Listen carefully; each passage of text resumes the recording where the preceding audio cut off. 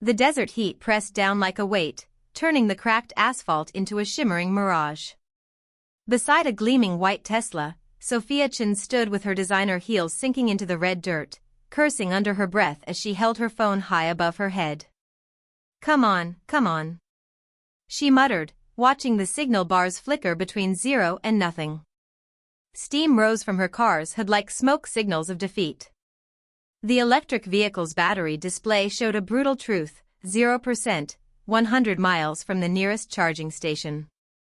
A cloud of dust appeared on the horizon. An ancient pickup truck, more rust than metal, coughed its way down the empty highway. Sophia straightened, instantly alert. In her line of work as an investigative journalist, she'd learned to be suspicious of everyone, especially in the middle of nowhere. The truck pulled over. The driver's door creaked open, revealing a man with sun-weathered skin and calloused hands. His faded denim shirt was rolled to the elbows, and his boots had seen more miles than her car. Before we continue with today's story, if you're enjoying what you've heard so far, please hit that subscribe button. Every new subscriber helps me keep sharing these inspiring tales that touch your day. Thank you for your support. "Engine trouble?" he asked, his voice carrying the slow cadence of someone who'd never been in a hurry. "More like technological rebellion," Sophia replied, gesturing at the Tesla. "Apparently, even the future can break down." The man smiled slightly. "Name's Jake Mitchell. I run the farm about 5 miles up the road." "Sophia." She paused, then added, "Sophia Martinez."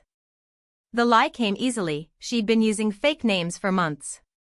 Jake walked around the Tesla, examining it with the same careful attention she'd seen mechanics give to complicated engines. "Beautiful machine," he said. "But out here, sometimes old-fashioned gets you further than high-tech. Don't suppose you have a charging cable hidden in that vintage truck?" "Afraid not. But I've got jumper cables and 40 years of experience making dead things run again." As if summoned by their conversation, dark clouds began gathering on the horizon. The desert sky, moments ago crystal clear, now churned with the promise of a flash flood. "Storm's coming fast," Jake observed. "These roads won't be passable much longer." Sophia looked at her useless car, then at the approaching wall of rain. She'd survived war zones and corporate boardrooms, but this felt different, like nature itself was forcing her hand. "I don't suppose you have room for a stranded city girl?" Jake chuckled. "My grandmother always said the desert sends you exactly who you need to meet." The farmhouse appeared through the rain like something from an old photograph, its weathered wood and wraparound porch speaking of generations who'd worked this land. Inside, the scent of fresh bread and coffee mixed with the earthy smell of rain on dust. An elderly woman with silver hair and kind eyes emerged from the kitchen. "Gran, this is Sophia." Her car broke down on the highway. "Well, honey, you're soaked to the bone. Let's get you into some dry clothes." Sophia found herself wrapped in a quilt, holding a mug of coffee that tasted nothing like her usual $5 lattes, and somehow tasted better. "I hope I'm not imposing," she said. "Nonsense," Gran replied. "This house has always been a shelter for travelers. My great-grandfather built it that way." Through the window, Sophia could see endless fields stretching toward mountains that seemed to touch the sky. But something was wrong with the picture. Large patches of the farmland looked dead. Brown. Lifeless. "What happened to your crops?" she asked. Jake's expression darkened. "Water rights got bought up by some big corporation. The same company's been buying out small farms all across the valley." "What company?" "Meridian Agricultural Holdings. They promise farmers big money, then squeeze them until they have no choice but to sell." Sophia's blood ran cold. Meridian Agricultural Holdings, the same company she'd been investigating for 6 months. The same company whose illegal water diversions and toxic runoff she'd been documenting. The same company that had put a price on her head when she got too close to the truth. "They sound awful," she managed, keeping her voice neutral. They're killing everything that made this valley beautiful, Jake said quietly. But enough about that. Tell me about yourself. What brings a city woman to the middle of nowhere? Sophia's mind raced. She couldn't tell him she was here investigating Meridian. She couldn't tell him she'd been hiding for 3 months after corporate assassins tried to kill her in Phoenix. And she definitely couldn't tell him that tomorrow, Meridian's CEO was coming to this very area to finalize the purchase of the last independent farms in the valley. Just running from some problems back home, she said finally. Over the next 2 days, Sophia found herself drawn into a world she'd never imagined. She helped Jake repair irrigation lines, learned to collect eggs from chickens that seemed personally offended by her presence, and discovered that sunrise over the farmland was more beautiful than any city skyline. But at night, when Jake and Gran were asleep, she worked. Her laptop, hidden in her room, connected to her encrypted files. Photos of illegal dumping sites. Water contamination reports. Financial records showed how Meridian had systematically destroyed dozens of farming communities.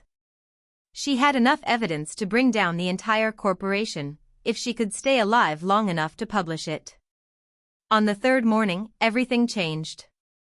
Sophia was helping Jake fix a broken fence when she saw them, 3 black SUVs driving slowly down the dirt road, their tinted windows reflecting the morning sun like dark mirrors. Her blood froze.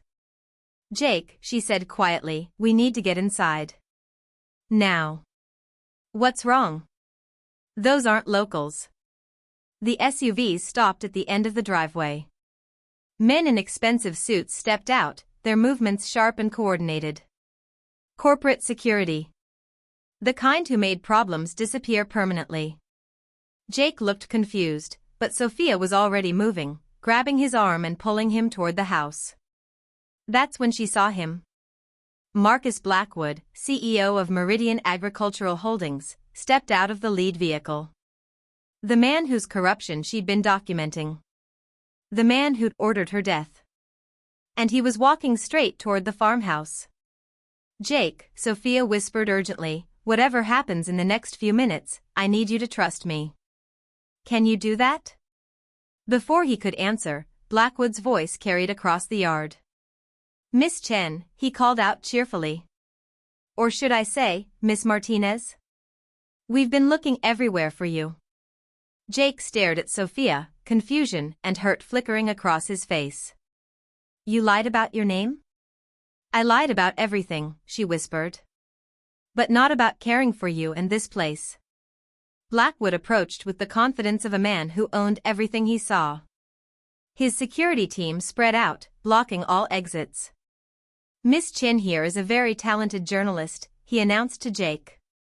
"She's been writing some fascinating stories about my company. Unfortunately, she's been writing fiction instead of facts." "Jake," Sophia said quietly, "I'm an investigative reporter. I've been documenting how Meridian destroys farming communities. How they poison water supplies and force families off land they've owned for generations." Jake's eyes widened. "You're here about them?" "I'm here because of them. They've been trying to kill me for months." Blackwood laughed, the sound sharp and cold. "Kill you? My dear, we just want to offer you a job. Think of it as retirement planning." "What do you want?" Jake demanded, stepping protectively in front of Sophia. "Actually, Mr. Mitchell, we want to make you an offer too. My company would like to purchase your farm. We're prepared to offer, let's say, double what it's worth." "It's not for sale." "Everything is for sale, Mr. Mitchell. It's just a matter of finding the right price." Blackwood nodded to his security team. 2 men stepped forward. That's when Sophia made her choice. "Jake," she said, loud enough for everyone to hear, "remember what I was doing on my laptop late at night?" Understanding flashed in his eyes. "The story," he said. "Already uploaded. Set to auto-publish in." She checked her phone, 37 minutes. "Unless I enter the cancellation code." Blackwood's confident smile faltered. "You're bluffing." am I? The story includes financial records, water contamination reports, and recordings of your executives discussing how to eliminate troublesome journalists. It's going to every major news outlet, the EPA, and the FBI simultaneously. Give me the phone. No. One of the security men reached for his jacket. Sophia saw the movement and knew what was coming. Jake, get down. What happened next unfolded like a carefully choreographed dance of chaos. Jake, despite having no idea what was happening, trusted Sophia completely. He dove to the ground, pulling her with him just as the security man drew his weapon. But Jake Mitchell hadn't spent 40 years on a farm without learning how to handle dangerous situations. He rolled, came up with a handful of the red desert sand, and threw it directly into the gunman's eyes. "Gran," he shouted. "Call the sheriff." The elderly woman, who had been watching from the porch, moved with surprising speed for someone her age. She disappeared into the house, and moments later, Sophia heard her voice on the phone. Blackwood was shouting orders. His men were stumbling around, temporarily blinded. Jake was moving with the fluid grace of someone who knew every inch of his land. And Sophia. Sophia was running. Not away from the fight, but toward her laptop. She burst through the farmhouse door, her fingers flying over the keyboard. The auto-published timer showed 23 minutes remaining. But she wasn't waiting. She hit publish now and watched as years of investigation went live across the internet. Behind her, she heard sirens in the distance. "It's done," she called out to Jake, who was now holding two of Blackwood's men at bay with nothing but a shovel and righteous anger. Blackwood's face had gone pale. "You have no idea what you've just started." "I started it 6 months ago when your people tried to kill me," Sophia replied. "I'm just finishing it now." The sheriff's cars arrived in a cloud of dust and flashing lights. Within minutes, Blackwood and his entire security team were in handcuffs. As they were led away, Blackwood looked back at Sophia one last time. "This isn't over," he said. "Yes," she replied quietly, "it is." That evening, as the sun set over the valley, Sophia and Jake sat on the porch swing, watching the news coverage on her phone. Meridian Agricultural Holdings stock plummets after corruption expose. Federal investigation launched into water rights manipulation. CEO arrested on multiple felony charges. "So," Jake said quietly, "who are you really?" Sophia turned to face him. "My name is Sophia Chen. I'm an investigative journalist. I've spent the last 2 years documenting corporate corruption in agricultural communities. And you're probably going to leave soon." It wasn't a question. Sophia looked out at the farmland, at the dying crops that could be restored now that Meridian's water theft would end. She thought about her apartment in New York, her career, the life she'd built in the city. Then she thought about sunrise over the fields. About the taste of coffee that came from caring hands. About a man who'd trusted her completely, even when he didn't understand why. "I don't know," she said honestly. "I've never had a reason to stay anywhere before." Jake smiled. "Well, you just saved every farm in this valley. I'd say that's a pretty good reason to stick around." "I don't know anything about farming. I don't know anything about journalism. But I'm willing to learn if you are." Sophia laughed, the sound carrying across the fields like music. "You know what? I think I'd like that." 6 months later. The farmhouse buzzed with activity. Reporters from major networks had come to interview the woman who'd brought down one of the country's largest agricultural corporations. But Sophia wasn't in front of the cameras. She was in the field, dirt under her fingernails, helping Jake plant the first crop they'd grown together. The water rights had been restored. The land was healing. And so was she. That evening, after the news crews had gone home, Jake found her sitting under the old oak tree behind the house, typing on her laptop. "Working on another exposé?" he asked. "Actually," she said, saving her work and closing the computer, "I'm writing a different kind of story." What kind? A love story. About a city girl who thought she was investigating corruption and ended up finding home. Jake sat beside her, his shoulder warm against hers. How does it end? Sophia smiled, looking out at the land they were rebuilding together. I don't know yet. But for the first time in my life, I'm not in a hurry to find out. In the distance, the mountains stood silhouetted against a sky full of stars. The desert wind carried the scent of growing things, of rain on dry earth, of second chances. And somewhere in that gentle breeze, two people who'd thought they were saving each other discovered they'd been saving themselves all along. Sometimes the most important stories aren't the ones we set out to write. Sometimes the greatest investigations lead us not to external truths, but to internal ones. Sophia and Jake's story reminds us that love can bloom in the most unexpected places, that courage comes in many forms, and that sometimes the person we're meant to find is waiting in the place we least expect to look. In a world of corporate greed and environmental destruction, their tale whispers a different truth, that ordinary people can change everything, that the earth can heal, and that real wealth isn't measured in dollars but in the relationships we nurture and the land we protect. Thank you for joining us on this journey of justice, love, and renewal.